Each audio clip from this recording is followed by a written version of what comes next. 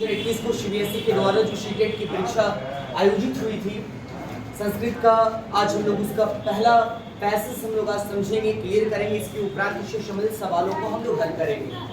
तो ध्यानपूर्वक यहाँ पर पैसेज को देखेंगे, ठीक है। तो देखिए, पंचादश शताब्दः, पंचादश या पंच मतलब 5 और 10 लिखा है, पंचादश मतलब 15, शताब्दः मतलब शताब्दी, तो क्या हो गया 15वीं शताब्दी, ठीक है। शताब्दी हमेशा 107 आगे भागता है। जैसे अभी चल रहा है 2023 चल रहा है ना, लेकिन ये सदी कौन सी है, 21वीं सदी है, समझ गए। तो उसी तरह से जब हम बात करें 15वीं शताब्दी की बात कर रहे हैं, तो हमारा तात्पर्य है 1400 ईस्वी से लेकर के 1499 तक का जो काल है, ये 15वीं सेंचुरी, ये 15वीं शताब्दी है, ठीक है, क्लियर है। तो शताब्दी 100 साल आगे भागता है। पंचादश शताब्दः निर्मितः लोधी गार्डन इति प्रसिद्धम उपवनम नवदेहली क्षेत्रे स्थितम अस्ति ही। तो देखिए, एकदम आसानी से समझना है, तोड़ तोड़ के पढ़ेंगे अपने आप समझ में आ जाएगा। पंचादश शताब्दा यानी कि 15वीं शताब्दी, निर्मिता मतलब निर्मित, यानी कि 15वीं शताब्दी में निर्मित लोधी गार्डन, गार्डन का नाम है लोधी गार्डन, इति प्रसिद्धम उपवनम, यह जो प्रसिद्ध उपवन है, उपवन समझे ना, बाग बगीचा जो होता है, नव दिल्ली क्षेत्र, नव दिल्ली मतलब नव मतलब नया, दिल्ली मतलब दिल्ली है ना, और क्षेत्र में क्षेत्र में, तो नई दिल्ली क्षेत्र में स्थितम अस्ति यानी कि स्थित है, समझ गए। देखिए 15वीं शताब्दी में निर्मित लोधी गार्डन, जो प्रसिद्ध लोधी गार्डन, वो नई दिल्ली क्षेत्र में स्थित है, यानी कि नई दिल्ली में स्थित है, क्लियर है। अब देखिए, नवति पहल परिमितः बृहत्कारकम इदम उपवनम। अब देखिए, यह जो प्रहलाद है, परिसर है, ठीक है, यह जो प्रहलाद है, यह जो परिसर है, ये बहुत ही बृहद है, बृहद मतलब बहुत बड़ा। इदम उपवनम यानी कि यहाँ का जो बगीचा है, ये बहुत ही बड़ा है, ठीक है। यहाँ बीच में एक महल, छोटा सा महल टाइप का भी बना हुआ है, और चारों तरफ बहुत सारे वृक्ष वगैरह है, जो बच्चे गए होंगे देखे होंगे। अत्र शताधिकम वर्षेभ्यः प्राचीनः पादपाः सन्ति ही। यहाँ शताधिक वर्षेभ्यः, शताधिक, शतक बोलते हैं ना, शतक मतलब सेंचुरी होता है, 100 होता है, तो अत्र शताधिक वर्षेभ्यः 100 से ज्यादा वर्ष से, ठीक है, प्राचीनः पादपाः सन्ति, 100 वर्ष से ज्यादा पुराना पेड़ पौधा भी यहाँ पर है, ठीक है। तेषु वट वृक्षा, उनमें कौन कौन वृक्ष है, वृक्ष का नाम यहाँ लिखा है। वट वृक्ष है, अश्वत्थ है, नींबू है, नींबू का जो पेड़ है, इशुक है, आम्र मतलब आम है, देवदार है, इंगुदी है, सिस्पा है, और आम्ल वृक्ष, आम्ल वृक्ष आंवले का वृक्ष है, ठीक है, क्योंकि ये वाला आम है, और वो आम्लक वृक्ष मतलब आंवले का पेड़ है, ठीक है। ये सारे वृक्ष वहाँ मूल रूप से हैं, ठीक है। उसके बाद बिल्व, बिल्व भी है, उसका हिंदी में वही नाम है, बिल्व मतलब बेल है, अर्जुन, प्रमुख रूप से ये सारे पेड़ पौधे वहां पर मौजूद हैं। सरनीशु, अब सरनीशु मतलब क्या होता है, लाइन से, ठीक है, जैसे बोलते हैं ना सारणी, समय सारणी, तो टाइम टेबल जब उसको लाइन से बनेगा, है ना, कि 8 बजे के बाद 9 बजे का क्या रूटीन है, 10 बजे का क्या रूटीन है, तो वही सरनीशु मतलब क्या होता है, लाइन से, ठीक है। सरनीशु स्थिता वृक्षा यानी कि लाइन से जो वृक्ष है, दर्शकानाम मानसी ही हरंती, यानी कि दर्शकों के मन को क्या करते हैं, हर लेते हैं, यानी कि दृश्य बड़ा ही मनोहर है, मनोहर मतलब मन को हरने वाला, क्लियर है। चलिए आगे देखते हैं। प्रतिदिन मतलब हर एक दिन, सहस्त्रस्य सैकड़ों, जना मतलब लोग, अत्र मतलब यहाँ, विहाराय मतलब विहार के लिए, घूमने के लिए, ठीक है। ध्यान दीजिएगा, ये आप किस राज्य में रहते हैं, बिहार। क्यों बिहार का नाम बिहार है, क्योंकि यहाँ बहुत ज्यादा बिहार है।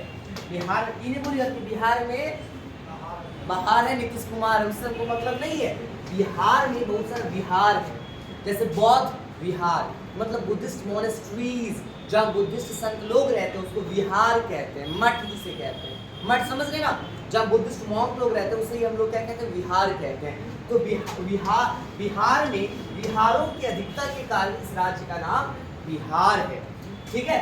और यहाँ जो विहार है, इस विहार का मतलब है घूमना, ठीक है।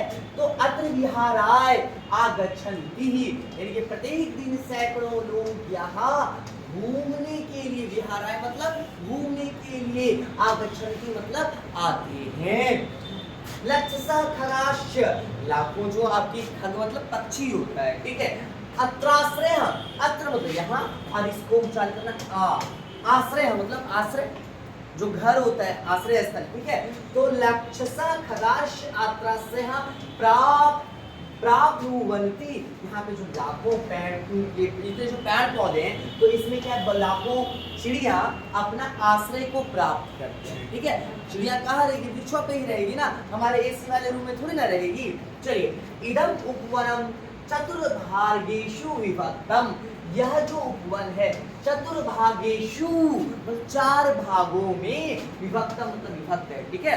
एक चीज आप देखिए, मुगल वंश के समय में कॉन्सेप्ट आया था 4 बाग गार्डन, है ना। तो 4 बाग गार्डन का कॉन्सेप्ट जान रहे हैं आप, मोहनजोदड़ो हड़प्पा सिविलाइजेशन टाइप का है। जैसे मोहनजोदड़ो हड़प्पा सिविलाइजेशन में क्या होता था, सड़क हमेशा चौराहे पे मिलता था ना, कहीं भी ऐसे नागिन जैसा नहीं नाचता था। और हड़प्पा में ये भी पढ़ेंगे कि यहाँ पर का जो घर होता था मेन रोड में नहीं खुलता था, ब्रांच रोड में खुलता था, और यहाँ का घर क्या होता था, कर्व्ड होता था। खैर उसको गोली मारिए। ये 4 बाग कॉन्सेप्ट क्या है, ये देखिए।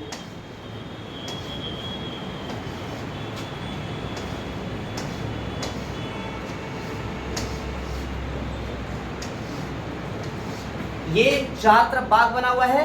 अब इधर से क्या है, पानी का फ्लो हो रहा है, समझ गए। इधर से क्या हो रहा है, क्या फ्लो होता है,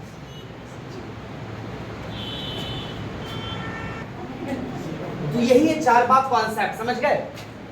अब इधर से भी पानी फ्लो होता रहेगा, इधर से भी पानी फ्लो होता रहेगा, चारों तरफ से पानी फ्लो हो रहा है, ठीक है। चारों तरफ से पानी फ्लो हो रहा है, यही 4 बाग कॉन्सेप्ट समझ में आ गया। तो देखिए, इस तरह से 4 बाग का जो कॉन्सेप्ट मुगलों के समय में आया था। यहाँ का जो बाग है ये 4 भागों में विभक्त है, क्लियर है। ये बाग भी 4 भागों में विभक्त है। एकत्र पुष्पाराम विराजते, यहाँ बहुत सारे पुष्प वगैरह भी हैं, ठीक है। अस्मिन् आरामे मुख्यतः पाटलः नवमल्लिकाः। अब देखिए यहाँ पे मूल रूप से नवमल्लिका, मल्लिका मतलब क्या है, यहाँ पे नए नए जो फूल वगैरह आए होते हैं। उत्पल्ल जपा कुसुम, जपा कुसुम मतलब फूल, जपा फूल, शेफालिका का फूल, बकुल पुष्प, ठीक है, रजनीगंधा का पुष्प, युद्धिका का पुष्प, ये सब यहाँ पे मूल रूप से आपको देखने को मिलेगा इस बाग में, ठीक है। अब देखिए, पुष्पानाम शोभा, पुष्पानाम शोभा मतलब पुष्प की शोभा, दर्शकानाम यानी कि दर्शकों को, मन प्रसाद यति यानी कि मन को क्या करता है, आनंदित करता है, ठीक है।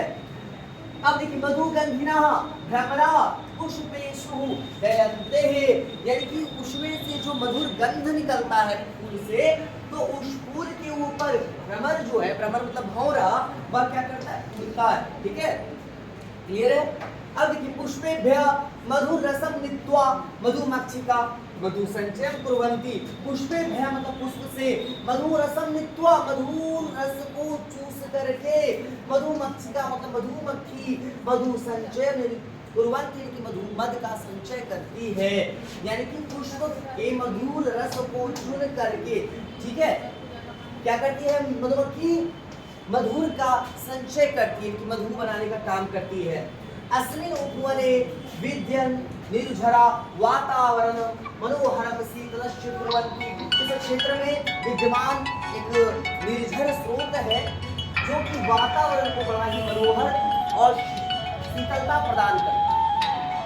अत्र भ्रांत्वा रुग्णा अपि जनाः स्वास्थ्य लाभं कुर्वन्ति, यहाँ अत्र भ्रांत्वा यहाँ घूम करके, रुग्णा मतलब रोगी, अपि मतलब भी, जना मतलब लोग, स्वास्थ्य लाभ मतलब स्वास्थ्य लाभ कुर्वन्ति करते हैं। यहाँ पर घूम करके बहुत सारे बीमार लोग भी क्या करते हैं, स्वास्थ्य लाभ करते हैं, ठीक है। मॉर्निंग वॉक वगैरह लोग जाता है ना।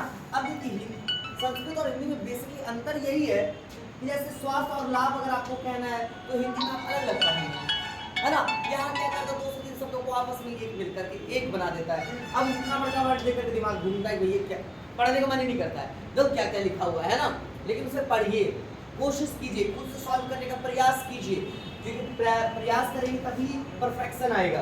अब देखिए, कदाचित अस्माभिः अत्र भ्रमणाय गंतव्यमेव, कभी हमें भी यहाँ पर घूमने के लिए जाना चाहिए। ठीक है, अब इतना जब बखान किया गया तो स्वाभाविक बात है आपको भी जाना चाहिए ना, खाली टका क्यों होना चाहिए। चलिए आगे बढ़ते हैं, अब हम इससे संबंधित सवालों को हल करेंगे। ठीक है, लोधी गार्डन इति उपवनं कति भागेषु विभक्तं। लोधी गार्डन कितने भाग में बटा हुआ है, यहाँ आप देख पा रहे हैं ना, लिखा है चतुर्भागेषु। देखिए यहाँ लिखा है ना चतुर्भागेषु, तो हमारा आंसर हो गया, कोई दिक्कत नहीं ना। आगे बढ़े, एक बार खुद से भी प्रयास किया करें, ठीक है, घर पे, और बिना किसी हेल्प के, उससे आप सेल्फ असेसमेंट कर पाएंगे कि आपका क्या प्रदर्शन है, आप किस लेवल पर है। चलिए आगे देखते हैं, भ्रमराः कुत्र डयन्ते, यहाँ डयन्ते लिखा है मधु, भ्रमराः पुष्पेषु। हमको कुछ अर्थ भी नहीं पता है, लेकिन इतना तो भाई बुद्धि है ना कि हम वहां से मैच कर सकें। तो भ्रमराः पुत्र डयन्ते, ऐसे भी थोड़ा थोड़ा तो आप सीख ही चुके हैं, बहुत कुछ सीख चुके हैं आप। भ्रमराः मतलब भंवरा, पुत्र मतलब कहाँ, डयन्ते मतलब होते हैं।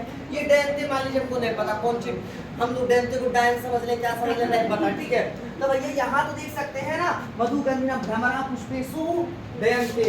अच्छा भैया यहाँ तो डयन्ते है, भ्रमराः भी है, ये तो बीच में कौन चीज छूट गया, भ्रमराः भी जैसे किया था, डयन्ते ये क्या छूटा, यही छूटा है, यही तो हमारा आंसर होगा, यही छूट होगा, है ना। तो ऐसे भी तो आप अपना लॉजिक लगा सकते हैं ना, है ना, लेकिन एक्स्ट्रा लॉजिक नहीं लगाना है क्योंकि वहां पे गड़बड़ हो जाएगा। चलिए आगे बढ़ते हैं।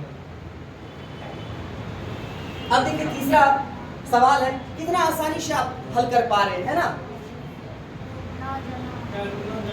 रुग्णाः जनाः की कृत्वा स्वास्थ्य लाभं कुर्वन्ति। रुग्णाः जनाः मतलब बीमार लोग, की कृत्वा, कृत्वा मतलब करके, क्या करके, स्वास्थ्य लाभं कुर्वन्ति, स्वास्थ्य लाभ करते हैं। कैसे स्वास्थ्य लाभ करते हैं, तो यहाँ देखिएगा, यहाँ ना अत्र भ्रांत्वा, भ्रांत्वा यहाँ लिखा है ना, की कृत्वा क्या करके भैया, तो क्या करके, भ्रांत्वा मतलब भ्रमण करके, तो अत्र भ्रांत्वा रुग्णापि जनाः स्वास्थ्य लाभं कुर्वन्ति।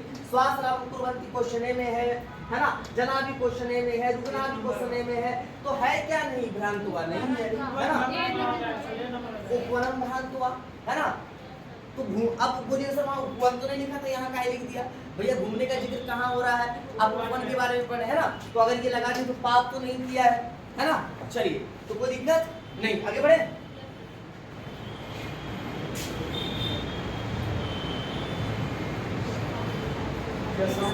ईशान शोभा दर्शकानां प्रसादयति, हमको ये नहीं समझ में आता है, इसका मतलब है किसकी शान, मतलब किसकी शोभा, दर्शकानां दर्शकों की, मनः मतलब मन को, प्रसादयति प्रसन्न करती है। देखिए यहाँ प्रसादयति है तो है वाला लाइन में देखिए, ये लास्ट वाला लाइन का ये वाला शुरू है, इसी बीच में हमको आंसर मिलना है।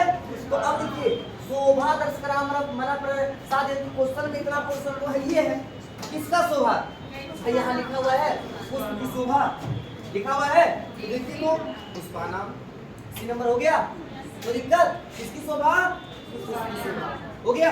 चलिए आगे बढ़े।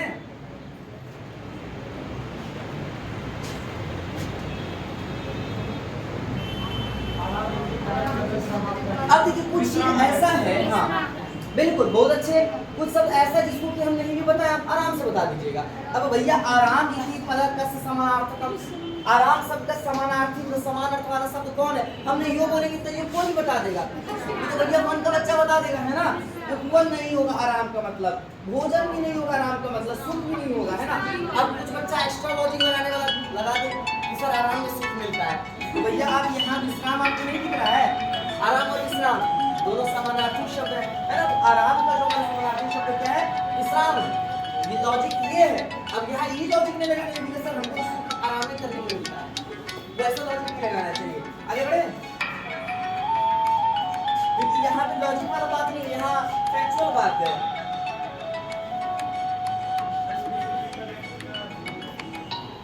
अश्विनी पद का विभक्ति देखिए बाबू, थोड़ा आपको ये याद करना पड़ेगा, सर नोट्स आपको भेजे थे। अश्विनी पद में कौन सा विभक्ति, इसमें सप्तमी विभक्ति है, ठीक है। तो इसमें कौन सा विभक्ति, सप्तमी विभक्ति है। आपने अभी तक ये भी गौर किया कि ज्यादातर जितने भी सवाल पूछे जाते हैं वो ज्यादातर तो सप्तमी विभक्ति से ही रहता है। इसका मतलब ये हम नहीं कह रहे कि क्वेश्चन देकर नजरिया चक्कर मार देना है सप्तमी विभक्ति में, हम ये नहीं कह रहे हैं। हमारे कहने का तात्पर्य ये है कि सर ने जो आपको नोट्स दिया है उसे आपको गहराई से अध्ययन करना है, लेकिन फोकस आपको शब्दभूमि पे ज्यादा रखना है। हाँ, इसलिए फोकस इन पे ज्यादा करना है। चलिए आगे देखते हैं। अब देखिए भ्रांत्वा इति कृदंत प्रत्यांत पदे धातु निर्देश होगा। देखिए हमको यहाँ धातु को पकड़ना है, तो भ्रांत्वा में क्या होगा बाबू? भ्रम, भ्रम होगा, भ्री नहीं होगा, भ्रम होगा, भ्री नहीं होगा। भ्रम से बना है, जो मूल धातु है, जो मूल धातु है वो हमारा क्या है? भ्रम है। इसी शब्द बना है भ्रांत्वा, भ्रम से बना है। भ्री से कैसे बन जाएगा? बनेगा कैसे बनेगा? नहीं ना।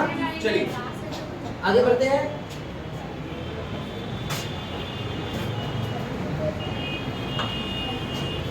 अब देखिए दूसरा हमारा सवाल है पंक्तिषु इति शब्दस्य समानार्थक शब्द अनुच्छेद प्रयुक्तः। तजित्वा हरिवचन की चुन करके लिखना पंक्ति में हमको इति शब्दस्य। बाबू यहाँ गलती है, पंक्ति इस शब्द का, किस शब्द का यहाँ मेंशन नहीं किया गया है, तो यहाँ थोड़ा सा दिक्कत है। यहाँ पे पंक्तिषु मतलब अच्छा पंक्तिषु ही ना, अच्छा सॉरी पंक्ति, हाँ पंक्तिषु इति शब्द समानार्थक, पंक्ति शब्द का देखना था। पंक्तिषु इति शब्द से ही शब्द, पंक्ति ही शब्द है हमारा। पंक्तिषु इति शब्द समानार्थक शब्द अनुच्छेद प्रयुक्त। पंक्ति जो है, इस पंक्ति शब्द के लिए समानार्थक शब्द का प्रयोग अनुच्छेद में जो हुआ है उसको चुन के लिखना है। तो यहाँ आपको बताए थे ना सारणीषु, सारणी में बताए थे ना, तो सारणीषु ये है क्या? सरणीषु। तो हमारा आंसर क्या हो जाएगा? डी नंबर हो जाएगा। ठीक है, क्लियर है? आगे बढ़े, हो गया। ठीक है, पुनः मिलते हैं अगली कक्षा में।